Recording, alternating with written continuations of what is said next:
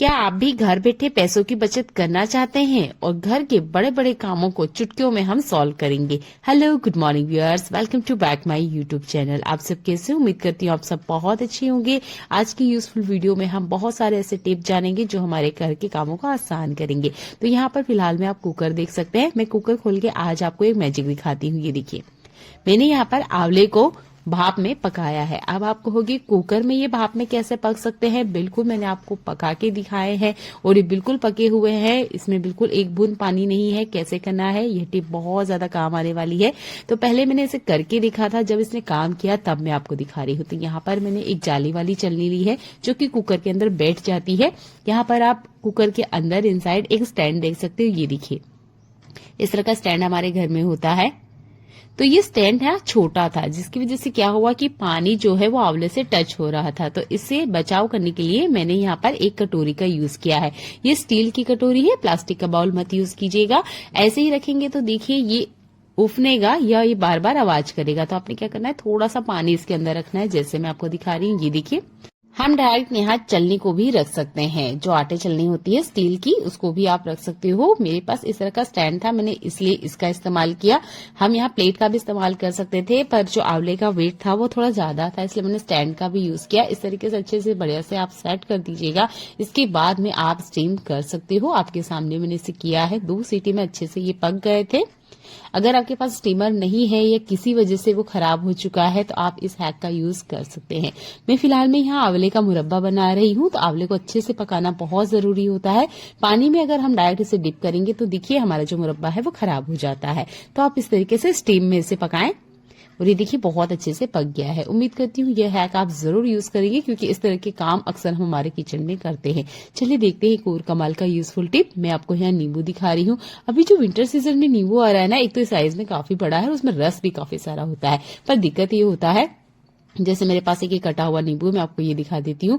मुझे ना इसका रस निकालना है। एक तो ये कड़क बहुत है और ठंड की वजह से अच्छे से ये सेट हो जाते हैं, तो बहुत ना ताकत हमें लगती है। अगर आपके पास नींबू निचोड़नी है तब तो कोई दिक्कत नहीं है, पर अगर नहीं है तो इसका रस कम मेहनत में कैसे बाहर निकालें, मैं एक छोटा सा टिप बताती हूँ। आपने बहुत बार करते हुए लोगों को देखा भी होगा।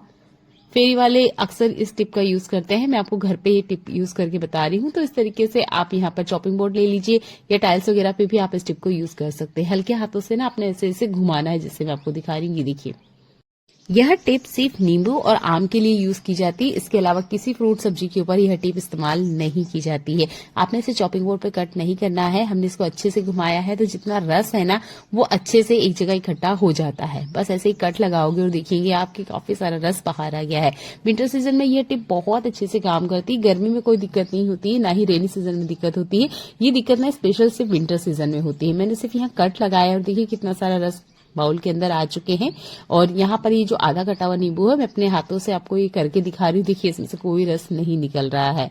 तो कम मेहनत में आपको नींबू का सारा रस बाहर निकालना है। तो यह टिप बहुत अच्छे से काम करता है। बस हल्का सा आपने इस तरीके से निचोड़ना पड़ेगा और ये देखिए कितना सारा रस इस नींबू में से निकल के बाहर आया है।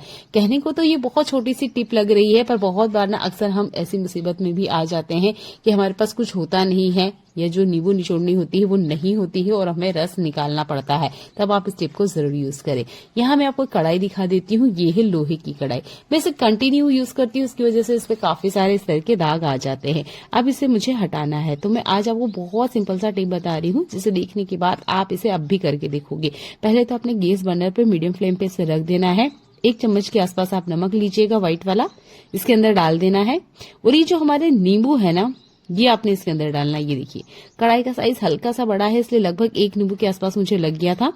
अच्छे से नींबू का रस इसके अंदर निचोड़ दीजिएगा। अब आप देखिए इसमें एक रिएक्शन होना स्टार्ट हो गया है। दोनों ही अम्ल है तो बहुत अच्छे से काम करते हैं लोहे के दाग को निकालने के लिए। यहाँ पर जितना भी आप कढ़ाई में देख रहे हो ना, सारा का सारा जंग है। एक स्क्रबर लेना है, फॉग लीजिएगा, क्योंकि हमने कढ़ाई को गर्म किया है। मैं चाहती हूँ कि यहाँ पर मुझे बिना स्क्रबिंग के रिजल्ट दिखे, इसलिए मैंने यहाँ पर फॉग का यूज किया है। और बिल्कुल मेहनत नहीं जाती। जैसे जैसे आप स्क्रबर घुमाते जाओगे थोड़ा सा कपड़े का हेल्प ले लीजिएगा कढ़ाई को पकड़ने के लिए, क्योंकि कढ़ाई गर्म है। जैसे जैसे आप घुमाओगे ये देखिए बहुत अच्छे से जितना जंग है वो सारा का सारा बाहर आ गया है। बहुत बार हम इसके ऊपर दिया घिस देते हैं, स्टील वाला स्क्रबर घिस देते हैं, पर इतनी मेहनत जब हम करते हैं ना बर्तनों पे तो देखिए बर्तन धीरे धीरे करके घिसने लग जाता है। एक दो बार इमरजेंसी में क्लीन कर लिया ठीक है, वो इमरजेंसी का काम है, बर्तन बहुत ज्यादा गंदा है तब। पर अगर बर्तन कंटिन्यू यूज करना है तो आप इस टिप को जरूर यूज कीजिए। बस 1 चम्मच नमक, 1 चम्मच यहाँ मैंने नींबू का रस या 1 नींबू का इस्तेमाल आपने करना है। अच्छे से स्क्रबिंग करिए और ये देखिए बहुत अच्छे से क्लीन हो गया था। हल्का सा और था तो मैंने हल्का सा नमक और नींबू का छिलका फिर से लिया है। जैसे जैसे आप घुमाओगे ये बर्तन बहुत अच्छे से क्लीन हो जाते हैं। अगर आप कभी कभारी लोहे का बर्तन यूज करते हैं तो इसे रखे कैसे, ये भी बहुत जरूरी जानकारी है। तो पहले तो मैं आपको बता देती हूँ, कढ़ाई बहुत बढ़िया से क्लीन हो गई थी जैसे कि मैं आपको दिखा रही हूँ। कढ़ाई का जो पीछे वाला हिस्सा है ना, इसमें काफी सारे ऑयल के दाग थे चिपचिपे, उसे हटाने के लिए भी आप इसी सॉल्यूशन का यूज कीजिएगा, बहुत अच्छे से बढ़िया से क्लीन हो जाएंगे। मैंने मेहनत इनसाइड अंदर की तरफ की थी, आप चाहे तो बैक साइड को भी अच्छे से क्लीन कर सकते हैं। नॉर्मल पानी से इस तरीके से क्लीन कर दीजिएगा। लोहे के बर्तन को यूज करने का एक बड़ा डिसएडवांटेज है कि हम इसे क्लीन कर लें उसके बाद भी अगर 1 मिनट भी हम इसे किचन काउंटर पे या बर्तन सिंक में छोड़ दें तो ये जंग पकड़ लेता है। कोशिश कीजिएगा आप वापिस से कढ़ाई को गर्म करें हल्का सा और उसमें थोड़ा सा ऑयल डालें, या जो आपका धुला हुआ बर्तन है लोहे का उसमें ऑयल डालें और एक टिश्यू पेपर से अच्छे से वाइप कर दें। ऐसा करने के बाद ही आप ये लोहे के बर्तन को रखिए, नहीं तो आप ये बर्तन को कितना भी क्लीन करते रहिए ये जंग पकड़ेगा।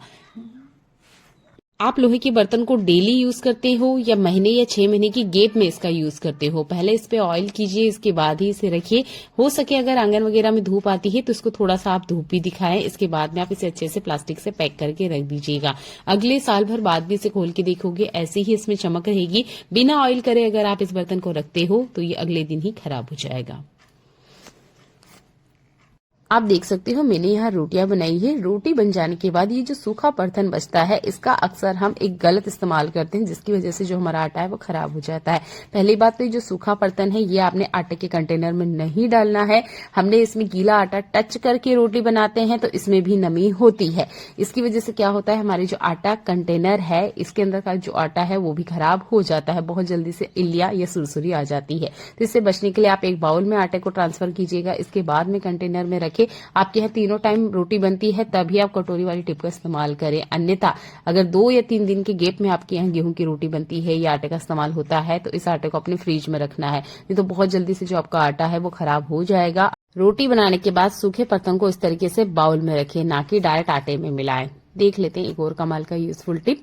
जब हम टमाटो केचप का यूज कर लेते हैं या इस तरीके से जब ये खाली होने पे आता है तो हम जैसे तैसे इसका बचा कुचा भी निकाल लेते हैं, पर आपको पता है इसके अंदर अभी भी कुछ बचा हुआ है। कैसे, चलिए थोड़ा सा पानी डाल के मैं आपको दिखाती हूँ। देखिए बहुत ज्यादा नहीं, 1 कप इतना पानी इसके अंदर डाल दीजिएगा जैसे मैं आपको डाल के दिखा रही हूँ।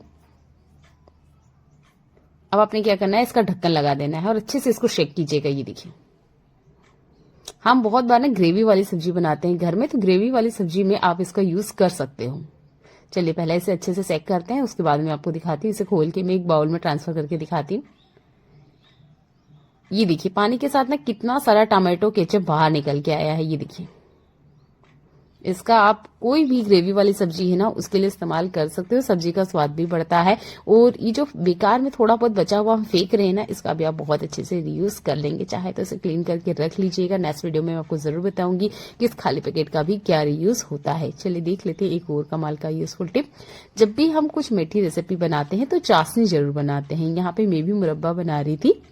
चाशनी जब ठंडी होती है तो आपने देखा होगा ये ऊपर की तरफ से ना सेट होने लग जाती है या इस पे एक परत जमने लग जाती है। तो इससे बचने के लिए एक सिंपल सा हैक है, आप ना आधा कटा हुआ नींबू इसके अंदर निचोड़ दीजिएगा। लगभग 2 लीटर इतनी चाशनी है इसलिए मैंने यहाँ पर आधा नींबू डाला है। अगर चाशनी कम है तो आप आधी चम्मच या 3-4 ड्रॉप के अकॉर्डिंग डालिएगा। ठीक है, 2 लीटर इतनी चाशनी इसलिए मैंने आधा नींबू इतना निचोड़ा है। इससे क्या होगा, इसमें परत नहीं जमेगी, ये जो चाशनी है ये कड़क नहीं होगी। अगर आप नींबू नहीं निचोड़ते हैं तो आपकी जो चाशनी है वो कड़क भी होगी और जो आपकी रेसिपी है उसको बार बार आपको गर्म करना पड़ेगा। उससे घरों में अंडे का इस्तेमाल किया जाता है। अंडे को तो हम इस तरीके से क्रैक करते हैं, अंडे की जरी का यूज कर लेते हैं, पर अक्सर इस अंडे के छिलके को भी हम डस्टबिन में फेंक देते हैं। क्या आपको पता है आप इसका रीयूज कर सकते हैं कैसे? चलिए देखिए, यहाँ पर बच्चे ने अंडा क्रैक कर दिया है, मैं इसका छिलका इससे ले रही हूँ। ये हमारे घर के देसी अंडे हैं। अगर मार्केट वाला है तो भी चलेगा। आपने क्या करना है, इस तरीके से हाथों में लेना है और क्रैक करना है, जैसे मैं आपको दिखा रही हूँ। ये देखिए, इस तरीके से बारीक बारीक टुकड़ा कर लीजिएगा। अगर ज्यादा आटे हैं तो आप मिक्सर में चला लीजिएगा। अच्छे से जब ये मिक्स हो जाए, इसके बाद में आप मिट्टी में भी इसे इस तरीके से मिला दीजिएगा। ये देखिए, और अब आपने क्या करना है, पानी इसमें डालना है हल्का सा।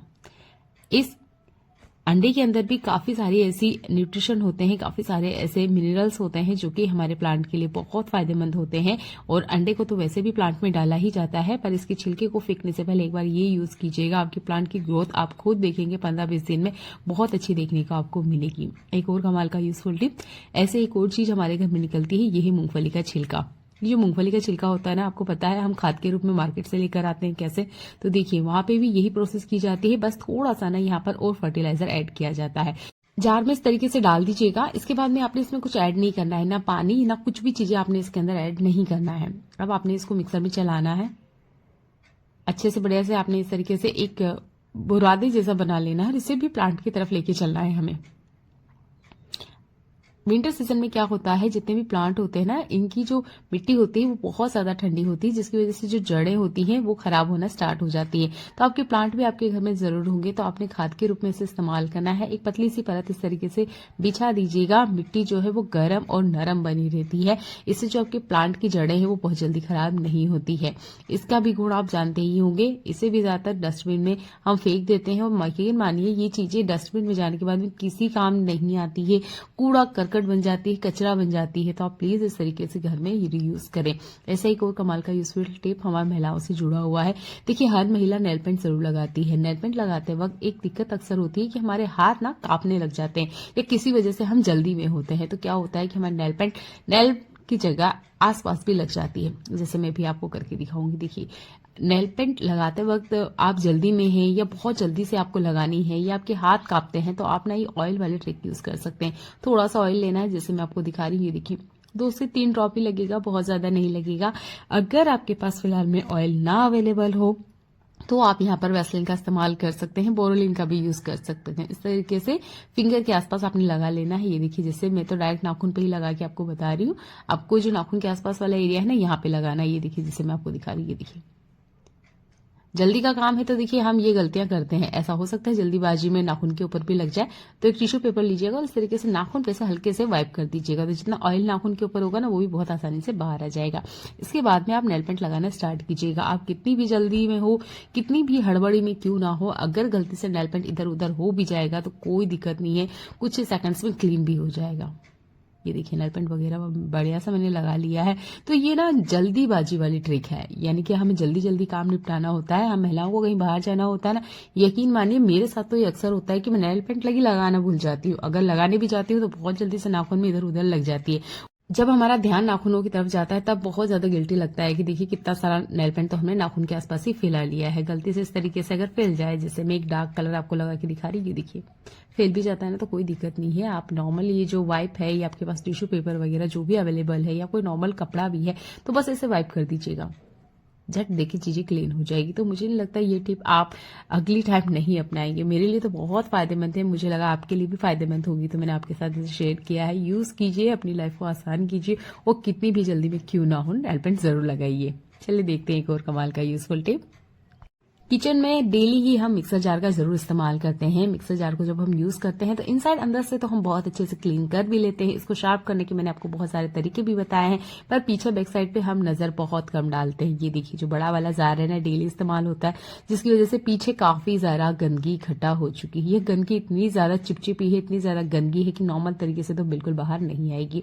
2 जार है, 1 जार पे मैं यूज करके बता रही हूँ। थोड़ा सा मीठा सोडा, 2-4 ड्रॉप मैंने यहाँ पे बर्तन लिक्विड, और थोड़ा सा यहाँ व्हाइट विनेगर डाला है, और छोड़ देना है 2 मिनट के लिए आपने। दूसरा वाला जार है, इसको साफ करने का अलग तरीका बताऊंगी, क्योंकि बहुत ज्यादा गंदा है। तो थोड़ा सा हमें गेहूं का आटा लेना है, लगभग 1 चम्मच, और उतनी ही क्वांटिटी में हमें लेना है हार्पिक। ध्यान दीजिएगा, मैंने यहाँ आटे का इस्तेमाल किया है, आपने जरूर करना है। थोड़ा सा अपने पानी लेना है, और अच्छे से ना इसको मिलाने के बाद में हल्के ब्रश से घुमा देना है। आप यहाँ नॉर्मल टूथब्रश से भी इस तरीके से घुमाएंगे ना तो आप देखेंगे ये हार्पिक बहुत अच्छे से काम करता है, कितना भी जिद्दी दाग क्यों ना हो। ये जो जार है मैंने काफी टाइम से क्लीन नहीं किया था, इसमें काफी सारे ऑयल के निशान हो रहे थे जिसे निकालने के लिए मैंने हार्पिक का इस्तेमाल किया है। आपने ध्यान दिया कि मैंने यहाँ स्टील के जार पे इस्तेमाल किया है, पर उसके बावजूद भी कोई निशान आपको इस जार के ऊपर नहीं मिलेगा। वो इसलिए क्योंकि मैंने आटे का इस्तेमाल किया है। गलती से अगर 1-2 बूंद भी अगर इस जार के ऊपर हार्पिक का लग गया तो ये जार खराब हो जाएगा। तो कोशिश कीजिएगा थोड़ा सा आपने आटा ऐड करना है। गलती से अगर हार्पिक टच भी हो गया ना तो एकदम से जो काले निशान है वो बिल्कुल भी नहीं पड़ेंगे। आपके सामने मैं कर रही हूँ, क्या इसमें ऐसा नहीं हुआ होगा कि 2-3 ड्रॉप इस जार के ऊपर भी लगे होंगे? बिल्कुल लगे होंगे, पर इस पे कोई दाग आपको देखने को नहीं मिलेगा। अच्छे से स्क्रबिंग कर ली है, इसके बाद मैं आपको पानी डाल के दिखाती हूँ। ये देखिए, आप देख सकते हैं जार के ऊपर कोई हार्पिक का काला दाग आपको देखने को नहीं मिल रहा है। यह जादू है आटे का। तो जब भी आप जार वगैरह क्लीन करते हैं तो थोड़ा सा आटा जरूर ऐड करें और जार को इनसाइड अंदर की तरफ आप देख लीजिएगा।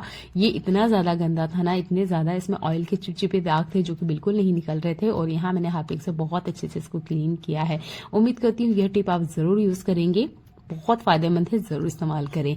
ऐसा ही देखिए एक और कमाल का यूजफुल टिप है, दूसरा जो भी कि जार को क्लीन करने के लिए ही था। तो यहाँ मैंने मीठा सोडा, थोड़ा सा बर्तन लिक्विड और जो व्हाइट विनेगर है वो ऐड करके आपको 2 मिनट रखने के लिए कहा था। इसके बाद में यही नॉर्मल टूथब्रश लेना है, हल्के से बस आप घुमाओगे, ये जितनी भी जो गंदगी है ना ये बहुत अच्छे से निकल के आ जाएगी। ये सॉल्यूशन भी बेस्ट है हर तरह की गंदगी को निकालने के लिए। तो बस हल्के हाथों से जैसे जैसे आप चलाओगे आपको खुद ही नजर आ जाएगा कि ये बहुत अच्छे से क्लीन हो गया है। तो आपके घर में मिक्सर जार जरूर इस्तेमाल होते होंगे। इनसाइड अंदर तो हम बहुत ज्यादा क्लीनिंग करते हैं, बाहर की तरफ बिल्कुल ध्यान नहीं देते हैं। ये टिप ना हार्पिक से भी ज्यादा बेस्ट है, क्योंकि हार्पिक की गलती से अगर दाग लग गए तो वो निकलते नहीं है, पर अगर आप इस सॉल्यूशन का यूज करते हैं तो इसमें दाग लगने का बिल्कुल भी टेंशन नहीं है। और ना ही ये जो कलर है ना पीछे जार पे आप देख सकते हो हल्का पिंक कलर, ये भी बिल्कुल नहीं निकलता है। तो आप इस टिप का भी इस्तेमाल कर सकते हैं। दोनों में से आपको जो अच्छा लग रहा है वो यूज कीजिएगा, ये बिल्कुल आपके लिए ऑप्शनल है। इसलिए मैंने 2 टिप बताए थे जार को क्लीन करने के लिए, बहुत अच्छे से बढ़िया से आप क्लीनिंग देख सकते हैं। आज भी बहुत सारे घरों में इस तरह की बाल्टी का इस्तेमाल किया जाता है, मैं भी करती हूँ। बाल्टी की हालत आप देख सकते हो, बहुत ज्यादा ये गंदी हो रही है, पर मैं इसे नई से चमका के आपको बताऊंगी। तो इसके लिए लेना है हमने बर्तन लिक्विड। अगर आप बर्तन धोने के साबुन यूज करते हैं तो वो थोड़ा सा ग्रेट करके आप ले लीजिएगा। तो लगभग 2 चम्मच इतना मैंने बर्तन लिक्विड लिया है। आप अगर साबुन वगैरह यूज करते हैं तो साबुन को यहाँ ग्रेट करके यूज कीजिएगा। थोड़ा सा हमने यहाँ पे व्हाइट विनेगर लेना है, उतना लीजिएगा जितना कि आपको लिक्विड बनाने के लिए चाहिए होगा। तो लगभग 4 चम्मच इतना मैंने यहाँ पर व्हाइट विनेगर लिया है।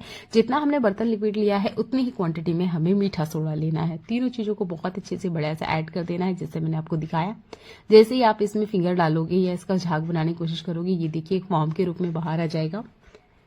ये बेस्ट सॉल्यूशन है आपके स्टील के बर्तनों पे से दाग धब्बे हटाने के लिए। बर्तन में जंग भी क्यों ना लग गया हो तो भी बहुत अच्छे से क्लीनिंग हो जाती है। बस इस सॉल्यूशन को इस तरीके से लीजिए, जो भी बर्तन आपको स्टील का क्लीन करना है उसके ऊपर अच्छे से अप्लाई कीजिए, जैसे मैं आपको दिखा रही हूँ। देखिए ये केमिकल ही है। वैसे तो ये चीजें नॉर्मल हमारे घर में अवेलेबल रहती है, पर जब हम तीनों को मिक्स करते हैं ना तो एक स्ट्रॉन्ग केमिकल बन जाता है, जो कि सरफेस के दाग धब्बे हटाने के लिए बहुत अच्छे से काम करता है। तो कोई भी केमिकल अपना रिजल्ट दिखाने में थोड़ा सा टाइम लेता है, तो यहाँ पर आपको लगभग 2 मिनट के आसपास टाइम लगेगा। अच्छे से पहले फैला दीजिएगा, उसके बाद में 2 मिनट के लिए आप छोड़ दीजिएगा। इसके बाद में हल्के हाथों से आप इसे मसलना या मलना स्टार्ट कीजिएगा। हमारे घर में रेगुलर इस बाल्टी का यूज किया जाता है, इसलिए इस पे ना काफी ज्यादा पानी के दाग आ चुके हैं। तो इसे साफ करने के लिए अगर इस तरह का ग्रीन स्क्रबर ठीक से काम ना करे तो आप ना इसमें जूना भी ऐड कर सकते हैं, क्योंकि मुझे भी लगा इसे यूज करते वक्त नहीं कुछ दाग हैं जो कि बिल्कुल नहीं निकल रहे हैं। तो मैंने इस ग्रीन स्क्रब के साथ एक स्टील स्क्रब भी लिया था। हल्के हाथों से थोड़ा सा मैंने इसको टाइटली रब किया, क्योंकि जब स्टील बर्तन को हम बहुत लॉन्ग टाइम पानी के लिए इस्तेमाल करते हैं ना तो उसपे बहुत कड़े जो खार वाले दाग होते हैं, या जो कड़ा पानी होता है, या जो जंग वाला पानी बोल सकते हो आप, या खारा पानी बोल सकते हो, वो ना इस तरह के निशान बना देता है। ये देखिए जैसे मैं आपको दिखा रही हूँ, इस बाल्टी के आसपास आप देखिए कितने बुरे निशान आ चुके हैं, बिल्कुल नहीं निकल रहे थे। तो मैंने ना स्टील वाले ब्रश का इस्तेमाल किया। ये देखिए ये खारा पानी होता है, जिसकी वजह से ना इस तरीके से बर्तन पूरे ही खराब हो जाते हैं। ये बाल्टी में काफी लॉन्ग टाइम से क्लीन नहीं की थी, इसलिए इसकी जो पास में आप डिजाइन वगैरह देख रहे हो ना, यहाँ पर जंग के निशान आ गए थे। जंग का निशान तो निकल रहा है, ऐसा नहीं है कि नहीं निकल रहा है, बस मैंने यहाँ स्टील का ब्रश का इस्तेमाल किया है ताकि जो निशान है वो जल्दी से निकले। अगर मैं ऐसे ही मेहनत करने जाऊंगी तो देखिए टाइम वेस्ट होगा। तो आप इस तरीके से जूना या इस तरह का स्टील का ब्रश है इसका इस्तेमाल करें, हल्के हाथों से बस आप स्क्रबिंग करें, बहुत अच्छे से जो दाग धब्बे हैं निकल जाते हैं। सॉल्यूशन अपना काम करता है जैसे कि मैंने आपको दिखाया। इसके बाद नॉर्मल पानी से इसे क्लीन कर लीजिएगा। आप बाल्टी के बीच में एक निशान देख सकते हो, ये हार्पिक का निशान है, इसलिए निकालना बहुत मुश्किल है। मैंने काफी ट्राई आउट कर चुकी हूँ इसके लिए, पर ये निकलता नहीं है। इसमें हार्पिक की बोतल उल्टी रख दी गई थी, जिसकी वजह से इसमें निशान बन गए थे। तो ये निशान निकालना मुश्किल था। पर ये जो पानी के जितने जंग वाले या जो खार वाले दाग थे, ये मैंने आपको निकाल के बताए हैं। अभी भी यहाँ पर आप साइड कॉर्नर में देख सकते हैं बहुत खारे जंग के दाग हैं, जिससे निकालने में थोड़ी सी और मेहनत जाएगी, पर हाँ दाग निकल जाते हैं। देखने के लिए आपका बहुत सारा धन्यवाद।